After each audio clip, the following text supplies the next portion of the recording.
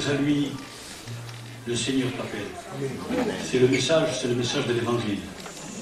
C'est le message de Dieu pour tous les humains, pour les noirs, pour les blancs, pour les jaunes, pour tous ceux qui sont des créatures humaines.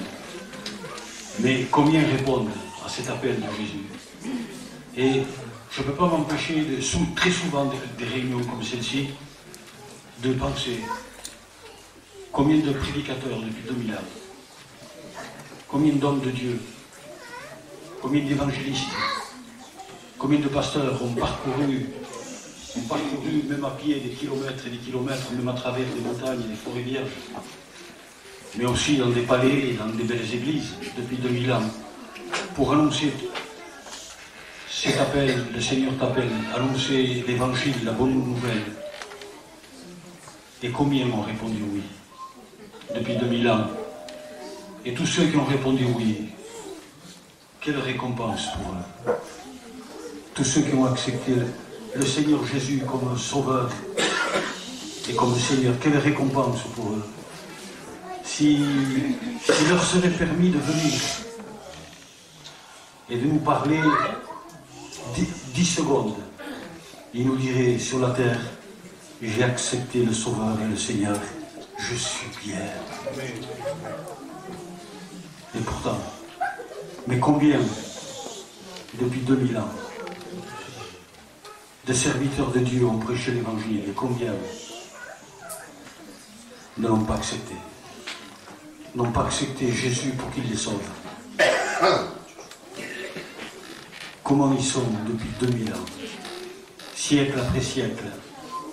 Ils sont rentrés dans cet endroit, dans un endroit, il n'y a pas de mots pour décrire cet endroit, pour pouvoir expliquer cette horreur. Je vous l'ai souvent dit qu'il y a un temps en arrière, j'ai vu cet endroit 2 fois. En 14 années d'intervalle, 2 fois. Je ne pourrai jamais l'oublier. C'est l'horreur. Et le Seigneur les appelait justement pour qu'ils n'aillent pas là. S'ils auraient le droit de venir, cela aussi. Et de nous parler 1 seconde, c'est un hurlant qui nous dirait acceptez Jésus comme Sauveur. La chose la plus importante qui est dans tout l'univers, c'est l'Évangile. Il n'y a pas quelque chose qui peut se comparer, non pas être égal à l'Évangile, mais qui peut se comparer à l'Évangile de notre Seigneur Jésus. Rien ne peut se comparer, ni de près, ni de loin à l'infini. C'est la chose la plus glorieuse et la plus importante. Alléluia, que Dieu soit glorifié. Eh bien, ce soir, encore comme hier soir, l'Évangile va être annoncé. Oh, je ne sais pas, je ne connais pas tout le monde ici, mais si tu n'as pas la certitude que Jésus vit dans ta vie, que tu es sauvé, je t'en supplie. Déjà, avant d'écouter l'Évangile, dis-lui, Seigneur, sauve-moi. L'heure qui suit ne m'appartient pas. Elle est à toi. À moi, rien ne m'appartient. Seigneur, sauve-moi. Avant d'écouter l'Évangile, nous allons faire 2 lectures dans l'Évangile de Jean. La première, c'est au chapitre 17 et la seconde de Jean. Et la seconde lecture, ce sera toujours dans l'Évangile de Jean, au chapitre 3.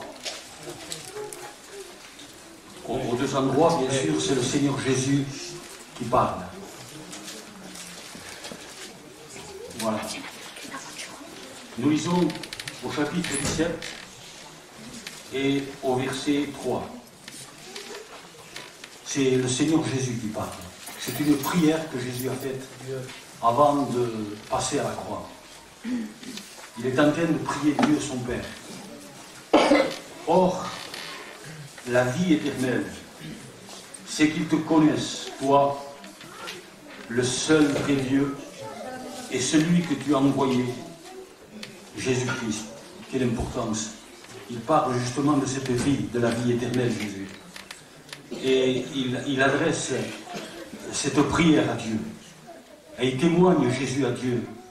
La vie éternelle, c'est qu'ils te connaissent à toi. Nous le relisons. Or, la vie éternelle, c'est qu'ils te connaissent, toi, le seul vrai Dieu, et celui que tu as envoyé, Jésus-Christ. Et celui que tu as envoyé, Jésus-Christ. Et toujours dans l'évangile de Jean, mais au chapitre 3 et au verset 17. Jugé, parce qu'il n'a pas cru au nom du Fils unique de Dieu. Vous avez vu qu'ici, dans ce chapitre 3 et au verset 17, au chapitre 17, il dit, or la vie éternelle, c'est qu'ils te connaissent à toi, le seul vrai Dieu, et celui que tu as envoyé, Jésus. Et ici, ce n'est pas une prière. Au chapitre 3, c'est le Seigneur qui parle à ses disciples et à tous les humains, et il dit la même chose. Dieu, en effet, n'a pas envoyé. Il parle de cet envoyé. Vous voyez, il dit la même chose qu'au chapitre 17, mais ici, il parle seulement. Dieu, en effet, n'a pas envoyé son Fils dans le monde pour qu'il juge le monde, mais pour que le monde soit sauvé par lui. Celui qui croit en lui, en Jésus, n'est point jugé. Prions Dieu. Peut-être, je ne sais pas si tu as déjà prié, tant mieux. Même si tu n'as déjà jamais prié. Prier, ce n'est pas réciter une récitation, c'est parler avec Dieu. Alors, dis-lui, Seigneur, je suis venu, je veux que tu me parles moi aussi. Amen. Ta volonté, Seigneur, c'est de sauver, ta volonté, c'est de me parler. Amen. Fais-le, Seigneur. C'est moi qui ai besoin de toi, dis-lui. Seigneur notre Père, tu as envoyé ton Fils, Jésus-Christ, sur la terre, pour que le monde soit sauvé par lui. Seigneur, mais tu dis que ceux qui ne l'ont pas reçu sont jugés déjà. Notre Père, merci de nous avoir laissé ta divine parole. Nous te demandons, Jésus, puisque c'est pour cela que tu es venu sur la terre des vivants, sauve, Seigneur. Ton Église pousse un cri vers toi. Sauve, Seigneur. Au nom de Jésus, Père. Le Seigneur Jésus, à ce chapitre 17, fait une déclaration fracassante. Et tout ce qu'il a dit, c'est pour ouvrir les yeux aux humains, pour qu'ils ne soient pas perdus, mais qu'ils viennent à la connaissance de la vérité pour être sauvés. Cette déclaration, c'est quand il a fini, quand il a achevé sa course sur la terre. Il sait qu'il va être crucifié, puisque là, c'est la dernière prière de Jésus. De là, il est rentré à Gethsémani. Après, bien sûr, il a demandé à Dieu, si cette coupe, Seigneur, il était possible qu'elle s'éloigne de moi. Mais ça, c'était Gethsémani. Mais sa dernière prière, c'est celle-ci. Et dans cette dernière prière de Jean 17, après il est rentré à Gethsémani, il dit cette déclaration fracassante. Il est en train de parler avec Dieu. Et il dit, ça y est, j'ai achevé la course, maintenant, redonne-moi la gloire que j'avais auprès de toi. Hein? Et il lui dit, or, la vie éternelle, c'est pour qu'on le sache tous, c'est qu'ils te connaissent, toi, le seul vrai Dieu, et celui que tu as envoyé, Jésus-Christ. Voici ce que nous dit le Seigneur Jésus, ce qu'il te dit, ce qu'il me dit, ce qu'il nous dit. Que ceux qui ne connaissent pas Dieu n'ont pas la vie éternelle. L'importance de connaître Dieu. Ce n'est pas la peine qu'on tourne avec des religions ou avec quoi que ce soit. La seule chose de vrai et d'importante, c'est ce que le Seigneur Jésus a déclaré. Et il déclare formellement, textuellement, que la vie éternelle, c'est-à-dire la vie éternelle auprès de Dieu, dans la félicité et la joie, c'est ce que Jésus appelle la vie éternelle. Et il dit, c'est qu'ils te connaissent à toi, le seul vrai Dieu. Mon ami qui est ici, c'est personnel, c'est entre toi et Dieu. Quand je vais mourir, c'est cette personne qui va mourir à ma place. Hein. C'est moi qui vais mourir et être enterré. Excusez-moi je ne veux pas être lugubre, mais c'est moi qui vais mourir. Et avec le Seigneur, ton salut est exactement pareil. C'est entre toi et Dieu. Ce n'est pas pour celui ou celle qui est à côté de toi, c'est pour toi. Ce n'est pas pour celui ou celle qui habite avec moi, c'est pour moi. Et Jésus déclare, avant de rentrer à Gethsémani, et c'est là qu'on est venu le chercher pour le crucifier, pour être jugé et crucifié. Or, la vie éternelle, il atteste, il le certifie. C'est concret, la vie éternelle, c'est qu'il te connaisse à toi, le seul vrai Dieu. Ça veut dire par là que celui qui ne connaît pas Dieu ne possède pas la vie éternelle. Et s'il part de cette terre, il se retrouve dans un endroit qui est l'horreur. Si c'était un homme, même un apôtre, il ne faudrait pas lutter, hein? Mais supposons, mais c'est le Seigneur de la vie qui déclare cela, qui certifie cela, qui annonce cela, la vie éternelle, c'est qu'il te connaisse à toi, le seul vrai Dieu, et celui que tu as envoyé, Jésus. Examine-toi. Sonde-toi, c'est entre toi et Dieu, ça ne regarde personne comme la mort. Est-ce que tu connais Dieu? Pose-toi la question. Le moment qui suit ne nous appartient pas. Si nous connaissons Dieu et dans le moment qui suit nous partons avec lui, puisque c'est la vie éternelle. C'est-à-dire la même vie que Dieu. C'est pour ça qu'on l'appelle l'éternel. La vie éternelle, la même vie que Dieu, la vie de Dieu en nous pour toujours. Mais si nous ne connaissons pas Dieu, c'est l'inverse. Il nous arrive que l'on part de cette terre et on ne verra jamais Dieu. Ça sera la séparation pour l'éternité, le jugement et l'enfer. Jésus ne permet pas qu'on soit ignorant, qu'on soit aveugle sur les choses de notre monde. Il nous les explique avec amour pour que nous soyons saisis, pour que nous rentrions en nous-mêmes. Est-ce que tu connais Dieu? Si tu le connais, tu as la vie éternelle.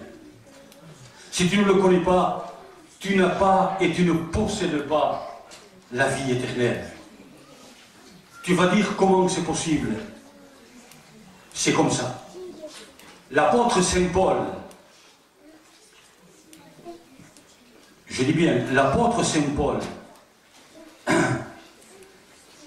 une trentaine ou quarantaine d'années après que Jésus-Christ est monté au ciel et que l'apôtre Saint Paul est devenu cet homme de Dieu qui a vu certainement le trône de Dieu et tout, il déclare ceci dans sa deuxième épître aux Thessaloniciens, au chapitre 1 et au verset 8. Je te donne les versets pour que chez toi tu les lis. Il dit, le Seigneur Jésus va apparaître. Il vient dans une flamme de feu, avec la puissance de ses anges, pour punir, il dit, pour punir ceux qui ne connaissent pas Dieu et ceux qui n'obéissent pas à l'Évangile. Et il prononce le jugement. Ils auront comme châtiment une ruine éternelle loin de la face de Dieu. Surtout, n'allez pas traiter l'Évangile, la parole de Dieu, Jésus-Christ de menteur. Et dites-lui, Seigneur, alors si je ne te connais pas, Seigneur, puisque tu viens pour punir justement, pour l'éternité, ceux qui ne te connaissent pas, Seigneur, est-ce que je te connais? Oh, c'est tellement important. C'est la chose la plus importante qui existe dans tout l'univers. Il n'y a pas au-dessus, puisque nous devons tous mourir. Parce qu'il est réservé à la créature humaine de mourir une seule fois, après quoi, c'est le jugement. Je répéterai peut-être pour la dernière fois, Jésus dira avant Gethsémani, avant la croix, « Or, la vie éternelle, c'est qu'il te connaisse à toi, le seul vrai Dieu et celui que tu as envoyé, Jésus-Christ. » Il y en a qui pourraient croire ici que connaître Dieu, c'est le voir, comme vous me voyez à moi, et me connaître un peu tous les jours. Non, mes amis, ce n'est pas du tout ça, connaître Dieu. Ce n'est pas de voir Dieu, de le connaître, parce que la créature humaine ne peut pas voir Dieu et vivre. Tout grand qu'il était Moïse, il lui dit, fais-moi voir ta gloire. Non, il dit Dieu. On ne peut pas voir Dieu et vivre. Si je verrai Dieu, j'explose. Il est dit que quand il va descendre, il est tellement puissant, tellement saint, que ce système planétaire, le soleil avec tout le restant de la terre, tout va disparaître. Tellement il est grand, tellement il est puissant. Même les anges qui sont puissants en force et en puissance, il y en a qui ont 6 ailes, dont 2 pour se cacher la face, par respect devant Dieu. Et ils ne peuvent faire qu'une chose, Saint, Saint, Saint est l'éternel Dieu tout-puissant. Le ciel et la terre est rempli de sa gloire. On ne peut pas voir Dieu. Il est trop haut, trop grand, trop puissant, trop saint. Alors qu'est-ce que c'est connaître Dieu? Mais qu'est-ce que c'est alors? Puisque la vie éternelle, c'est de le connaître. Connaître Dieu, c'est connaître les sentiments de Dieu. Connaître Dieu, c'est connaître le cœur de Dieu. Connaître Dieu, c'est connaître la volonté de Dieu. Connaître Dieu, c'est savoir qu'il y a un seul Dieu qui remplit les cieux et la terre. Un seul Dieu qui a créé le cosmos, l'univers. Un seul Dieu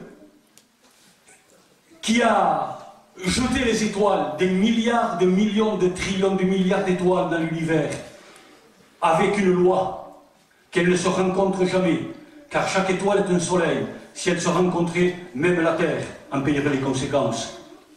Et les savants aujourd'hui sont d'accord que ces millions de milliards de millions de milliards d'étoiles plus grandes que le soleil, chaque étoile est un soleil, et ils reconnaissent qu'elles ne peuvent jamais se tamponner, employant des mots humains.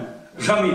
Elles se repoussent les unes des autres. Elles subissent la loi de Dieu, comme dit le livre, un livre de Dieu qui s'appelle les Psaumes, je crois au chapitre 19. Grande est la loi de l'Éternel. Alléluia.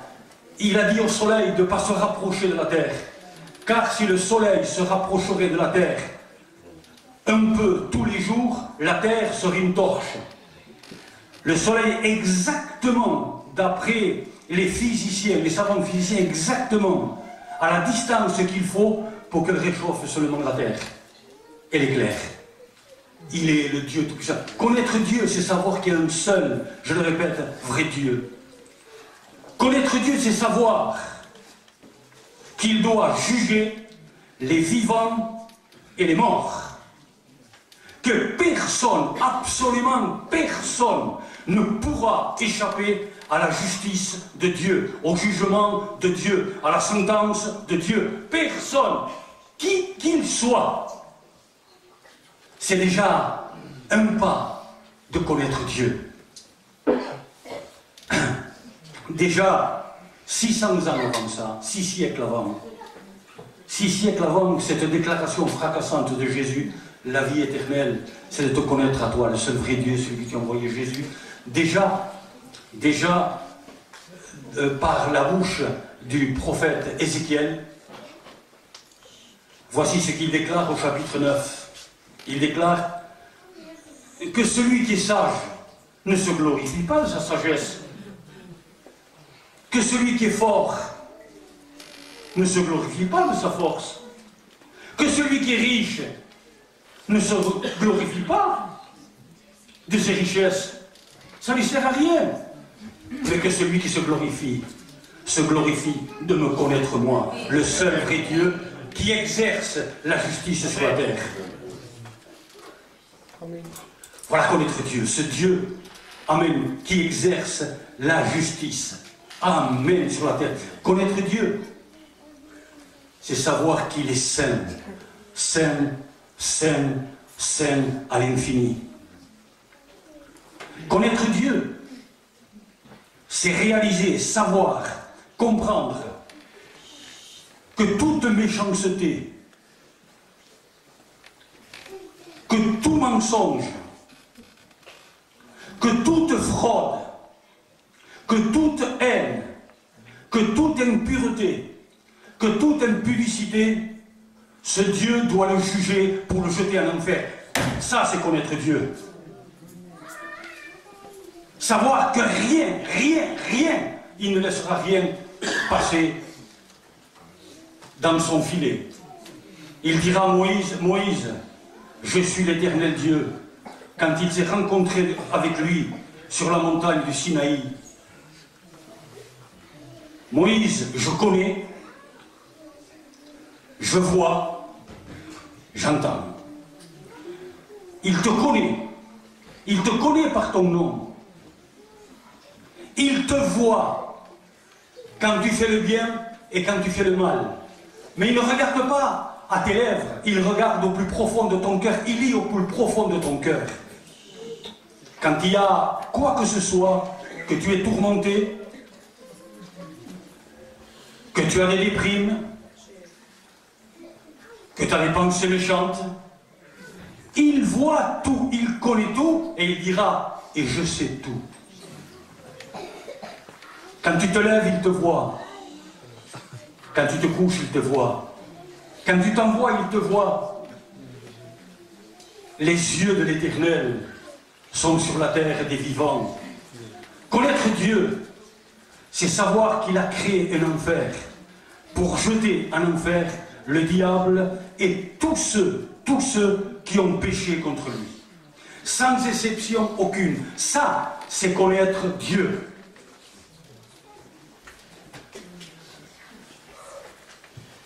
Connaître Dieu, c'est savoir qu'il ne passera pas des compromis avec qui que ce soit.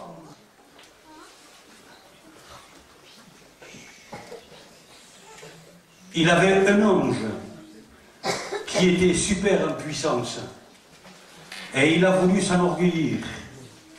Il l'a précipité et il finira en enfer pour toute l'éternité. Alors s'il n'a pas épargné les anges qui ont osé être orgueilleux, à combien plus à aucune créature humaine? Il ne passera pas de compromis. C'est impossible. C'est contre la nature de Dieu. Connaître Dieu, c'est cela. Connaître Dieu, c'est savoir qu'il doit juger, frapper tout péché, où qu'il soit. Qu'il doit frapper toute désobéissance, où qu'elle soit. Si elle est dans mon cœur, c'est moi qui paierai. Si elle est dans ton cœur, c'est toi qui paieras. Ça, c'est le départ de connaître Dieu. Connaître Dieu, c'est savoir que la colère de Dieu s'enflamme contre toute injustice. Connaître Dieu, je le répéterai un moment ce soir. Connaître Dieu, c'est savoir que le jugement est éternel. Connaître Dieu, c'est savoir que le purgatoire n'existe pas. Connaître Dieu, c'est savoir que sitôt qu'on quitte cette terre, si nous partons avec le péché, avec la méchanceté, et nous sommes tous comme ça, connaître Dieu, c'est savoir qu'il les envoie directement dans un endroit de tourment. Jésus nous expliquera lui-même qu'il a connu deux hommes sur la terre. Un s'appelait Lazare, et à l'autre, il ne lui a pas donné de nom. À l'autre, tout simplement, il l'appelle le mauvais riche.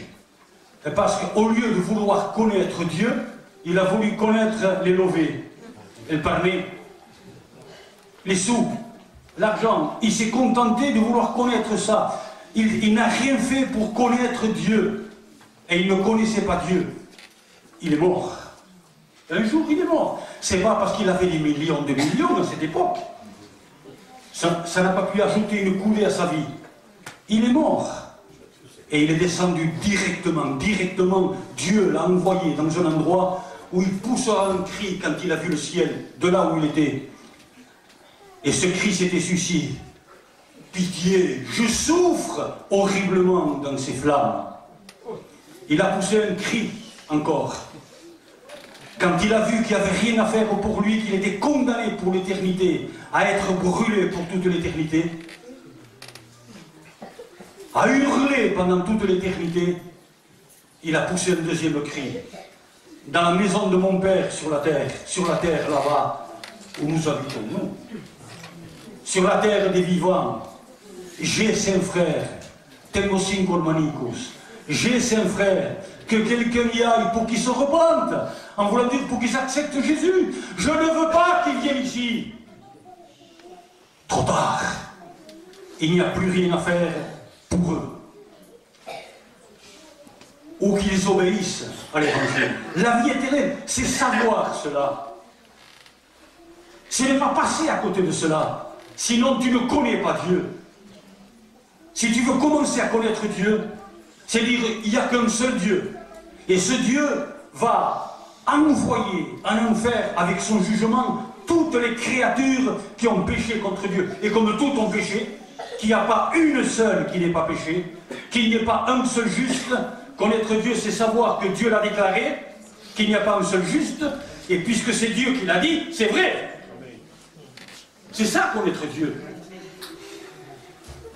De quel nom que je m'appelle, qui que je sois, ça, c'est connaître Dieu.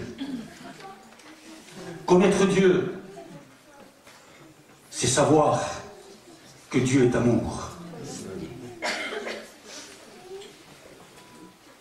De lui dire tout simplement, tu dois juger tous les humains. Mais te connaître, Seigneur, c'est savoir que tu es amour. Alors, c'est savoir, réaliser, le savoir, le croire de tout notre cœur, qu'il a envoyé son Fils sur la terre. La vie éternelle, c'est qu'il te connaisse à toi, le seul vrai Dieu, et celui que tu as envoyé, ton Fils, le Seigneur Jésus.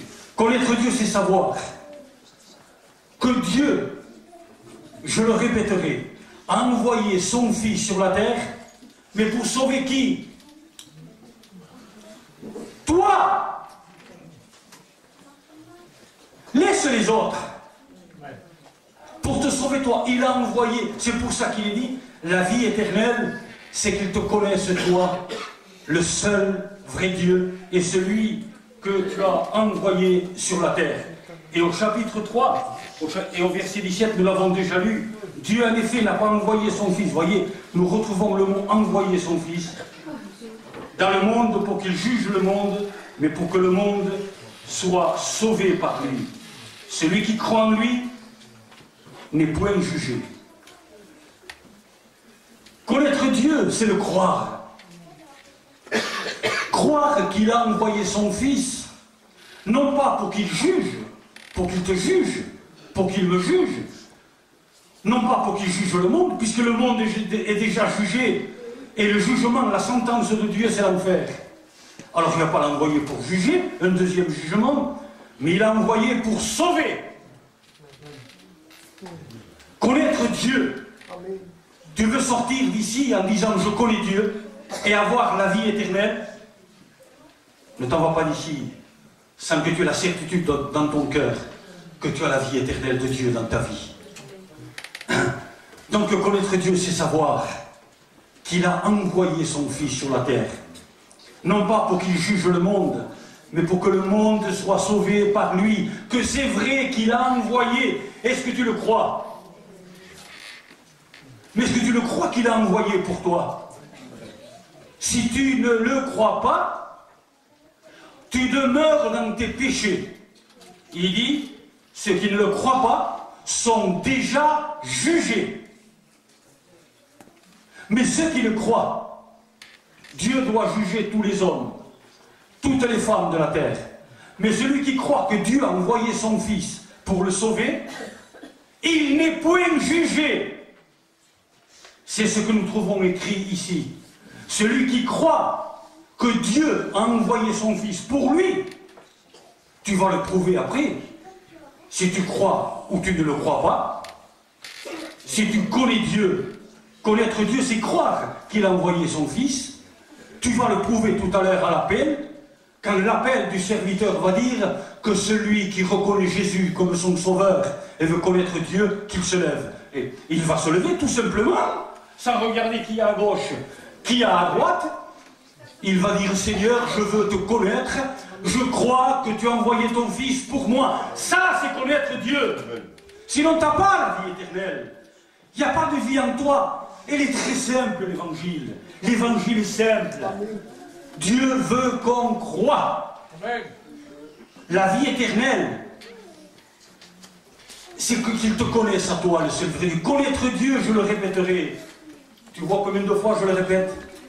C'est croire qu'il a envoyé son Fils pour te sauver. Est-ce que tu le crois? Sinon tu ne connais pas Dieu. Tu demeures dans l'enfer, dans les ténèbres et sous la puissance des démons. Et tu dois être jugé. Ça fait partie de connaître Dieu aussi, mais d'une autre façon. Je répète, connaître Dieu, c'est croire ce que Dieu te dit. Et Dieu te dit qu'il t'aime et qu'il a envoyé son Fils pour te sauver, parce que toi tu es perdu, comme un naufragé qui est tombé. Il y en a combien qui sont noyés comme ça, qui sont tombés du bateau, avec une mer déchaînée, n'est-ce pas? Et qui ne savaient pratiquement pas nager, même s'ils avaient su nager, ils n'auraient pu rien faire. Et qu'on leur a jeté une bouée de sauvetage. Je te promets que la bouée de sauvetage, ils ont tout fait pour la prendre. Et pour s'agripper. Fais comme ça avec Jésus. La vie éternelle, c'est qu'il Dieu a envoyé son Fils pour te sauver. Alléluia. Celui qui croit au Fils n'est point jugé. Connaître Dieu, c'est croire que Dieu a frappé son Fils à ta place. Et que le châtiment qui peut te donner la paix, il l'a fait payer, il l'a fait tomber sur son Fils. Connaître Dieu, c'est savoir que c'est Dieu qui l'a fait crucifier. Que c'est Dieu qui a voulu que le sang de son Fils bien-aimé coule. Pour te purifier de tes péchés. Rien ne pouvait te purifier de tes péchés. Rien. Aucun savon. Aucune marche à genoux. Aucun jeûne. Jeûner, je veux dire. Rien. Rien. Passer un mois dans le jeûne et la prière, rien ne pouvait te sortir ce sida qu'est le péché. Ça fait partie de l'âme, ça fait partie de l'esprit, ça se mélange avec l'âme, ça se mélange avec l'esprit, et rien ne peut le séparer. Et c'est ça que Dieu doit juger et jeter à l'enfer. Comme on ne peut pas séparer le café dans le lait, c'est fini dans un bol de lait. On verse un demi-verre de café et c'est fini, c'est mélangé. Automatiquement, ça se mélange. De la même manière, le péché dans ton âme, le diable se régale avec le péché. C'est à lui, ça lui appartient. Je dis bien, ça lui appartient. Il est chez lui dans le péché. Que ce soit du mensonge, que ce soit de la méchanceté, que ce soit de la haine, que ce soit de ne pas avoir aimé Dieu. Ne lui mets pas une étiquette au péché. Mais il se mélange. Et on ne peut plus extraire le péché, c'est impossible, comme le café du lait. C'est fini, c'est terminé. Ça fait partie de toi, c'est terminé. Il n'y avait qu'une chose, une seule chose, pour brûler, pour consommer, pour retirer le péché de ton cœur, de ton âme, de ton esprit, le sang du Fils de Dieu. Amen. Et quand on se met sous la croix, Seigneur, lave-moi dans ton sang, Seigneur, viens me purifier de ce péché qui m'envoie en enfer, loin de ta face, pour toute l'éternité. Alors, croire en Dieu. Alléluia. Amen.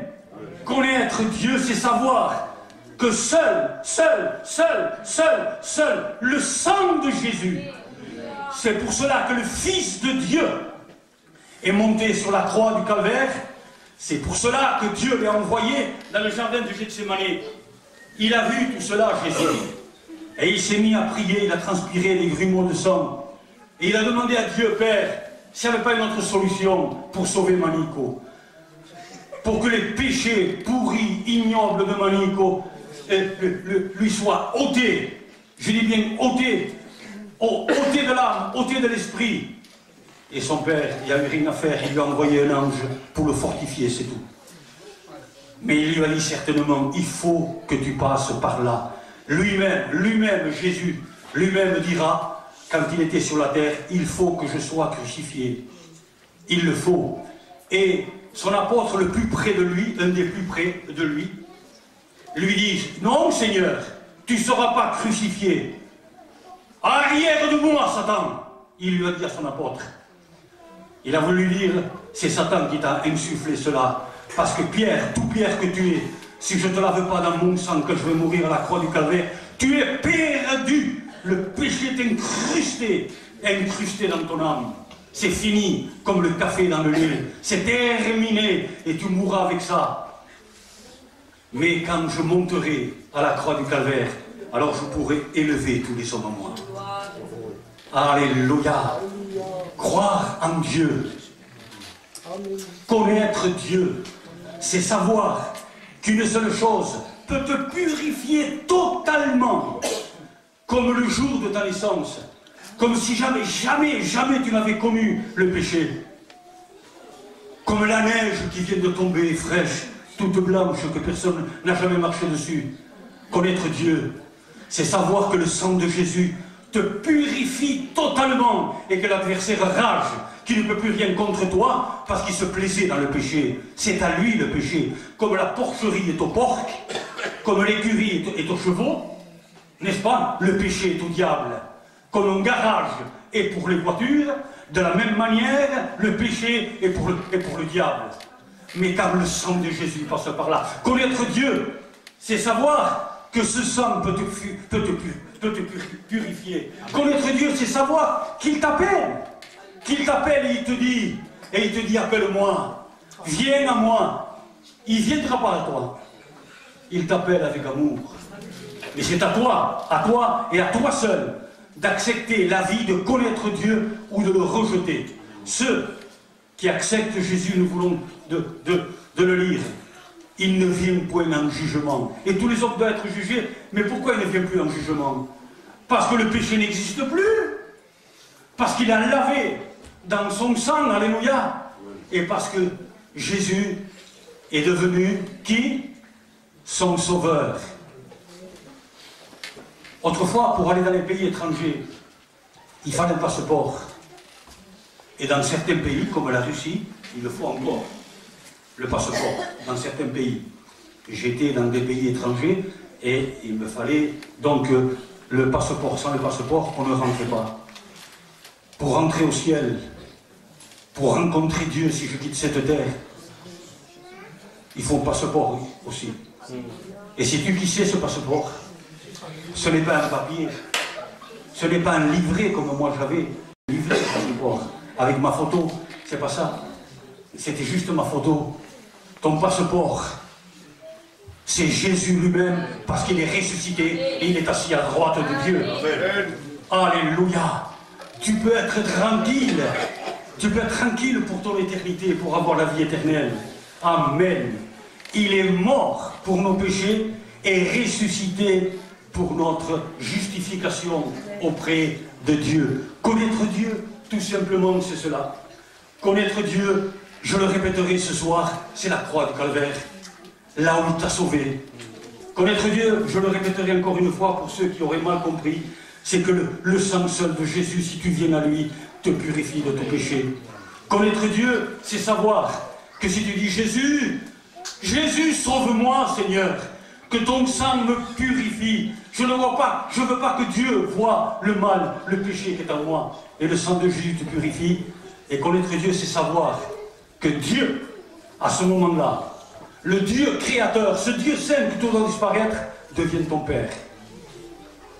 C'est pour ça que Jésus a appris à prier à ses disciples. Et il dit, quand vous priez, dites, notre Père, notre Papa, notre Père qui est aux cieux. Ce Dieu infini et glorieux devienne ton Père. C'est ça qu'on est Dieu. Et si tu n'acceptes pas cela, tu repars d'ici, c'est que tu n'as pas connu Dieu. Si tu acceptes tout cela, c'est que tu as connu Dieu et tu connais Dieu et tu as la vie éternelle. Or, la vie éternelle, c'est qu'ils te connaissent, toi, le seul vrai Dieu. Que le péché n'existe plus quand tu appelles à Jésus et tu lui demandes pardon. Tu es purifié, justifié, sanctifié. Plus, tu es racheté pour Dieu. Après, tu appartiens à Dieu. Tous les problèmes que tu peux avoir après dans la vie, tu as un Père que tu peux invoquer. Tout simplement, nous allons baisser la tête. Que celui qui se glorifie ne se glorifie pas de sa sagesse.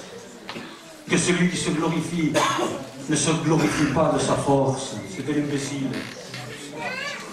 Il va la laisser. Que celui qui se glorifie ne se glorifie pas de ses richesses. Il va les laisser. Mais que celui qui se glorifie de me connaître à moi, Dieu. Celui qui exerce la justice sur la terre. Alléluia. Ah, je suis heureux, il m'a sauvé. Je crois que Dieu a envoyé son Fils pour moi. Alors je suis venu à lui en pleurant comme un petit bébé, moi qui n'avais jamais pleuré. Seigneur, tu l'as fait pour moi à la croix du Calvaire. Dieu t'a envoyé pour me sauver. Merci, mon Seigneur. Maintenant, je t'appartiens. Que les chrétiens prient, s'il vous plaît. Que ceux qui n'ont pas la certitude de connaître Dieu, c'est ce que nous voulons de dire, qui n'ont pas la certitude qu'ils appartiennent à Dieu, que Dieu est leur Père, qu'ils sont lavés, purifiés, justifiés par ce sang seul qui détruit le mal, qui détruit le sida du péché. Après que je m'ai prié, je ferai un appel. C'est entre toi et Dieu, comme la mort, où tu l'acceptes et tu es sauvé et tu connais Dieu, où tu le rejettes et tu demeures dans la perdition, tu demeures dans le jugement de Dieu. Et surtout, dis Seigneur, je le crois, parce que c'est toi qui le dis. Alors maintenant nous allons prier le Seigneur chrétien, s'il vous plaît. Mettez-vous en communion avec Dieu. Priez le Seigneur. Après je vais faire un appel pour ceux qui veulent avoir la certitude de connaître Dieu, que leurs péchés sont purifiés, est totalement purifié, et que comme leur cœur est pur comme le diamant après avoir été lavé dans le sang de Jésus, ils ont part avec Dieu. Sinon ils ont part avec le diable toujours. Alors je vais prier et faire l'appel. Et maintenant même tu peux devenir un enfant de Dieu purifié, et l'adversaire est obligé de lâcher prise parce que tu appartiens à Dieu, Dieu devient ton Père. Alors je prie avant. Père, dans le nom glorieux de Jésus, tu es là, Seigneur. Ton évangile est prêché. Combien, depuis 2000 ans, l'ont rejeté et sont dans cet endroit de tourment. Ce même évangile est prêché depuis 2000 ans. Et combien de millions d'hommes et de femmes sont dans les hurlements. Et le pire des châtiments pour eux, ça sera le regret de ne pas avoir accepté Jésus comme leur sauveur, de ne pas avoir cru Dieu. Seigneur, mais combien sont avec toi dans le bonheur, la paix, la joie? Sors d'ici ce soir. Ton Église te le demande. Seigneur, qui fasse partie de l'Église de Dieu, qui puisse s'appeler Père. Seigneur, qui puisse avoir part avec toi, parce que tous leurs péchés sont détruits et pardonnés par le sang de Jésus. Seigneur, agis, Papa, s'il te plaît. Que nul ne sorte perdu, mais sauvé, Seigneur. Alléluia.